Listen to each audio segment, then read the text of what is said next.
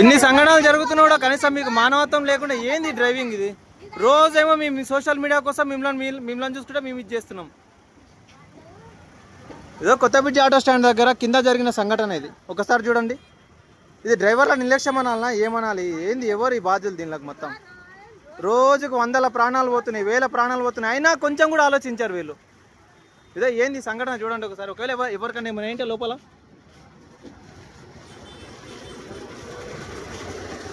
Tandur bus, ఇది కూడా తాండూరుకే మళ్ళీ సంబంధించి తాండూరు బస్సే. అన్న కొంచెం సమయం లేట్ అయినా పర్వాలేదు, కానీ ఇలా ఇబ్బంది పడకండి అన్న. ఇబ్బంది పడి జనాలను అందరినీ భయాందోళనకు గురి చేయకండి.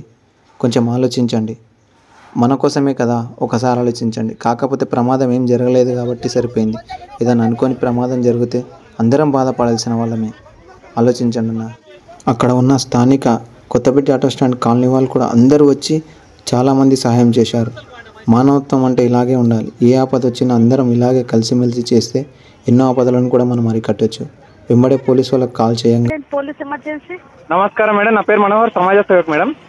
అయితే మన కొత్తపేట ఆటో స్టాండ్ కాడ మొత్తము ట్రాఫిక్ మొత్తం జామ్ అయిపోయింది, బస్సులు 2 ఇరుక్కున్నాయి. ఇప్పుడు క్లియరెన్స్ అయిపోయింది మేడం. అక్కడ ఉండి క్లియరెన్స్ చేపిస్తున్నాం. కాకపోతే కొద్దిగా మన వాళ్ళు అక్కడ ఎవరు లేరు, కొద్దిగా పంపేయండి మేడం. అవును మేడం, నా పేరు మనోహర్ మేడం.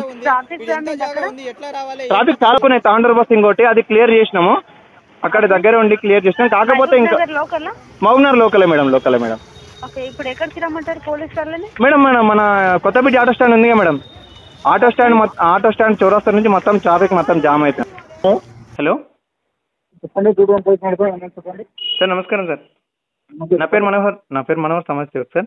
మన కొత్తపేట ఆటో స్టాండ్ దగ్గర సార్ మొత్తం ట్రాఫిక్ జామ్ అయిపోయింది. బస్సులు 2 కొద్ది నయం, ఏ మిస్టేక్ కాలేదు.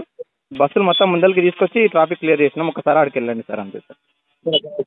Okay, thank you sir. ఇక్కడ ఏ ఆపద జరిగినా ఇలాగే స్పందించాలని చెప్పేసి కోరుకుంటున్నాను. డ్రైవర్ అన్నలను కోపంలో మాట అనాల్సి వచ్చింది. నేను అన్న మాటను వెనక్కి తీసుకుంటాను, క్షమాపణ కూడా కోరుతున్నాను. మీ మంచి కోసమే కోపం అయ్యానన్న, దయచేసి క్షమించండి. ఇక ముందు ఇలాంటి సంఘటనలు జరగకుండా చూసుకోవాలని చెప్పి కోరుకుంటున్నాను. జై హింద్, జై భారత్.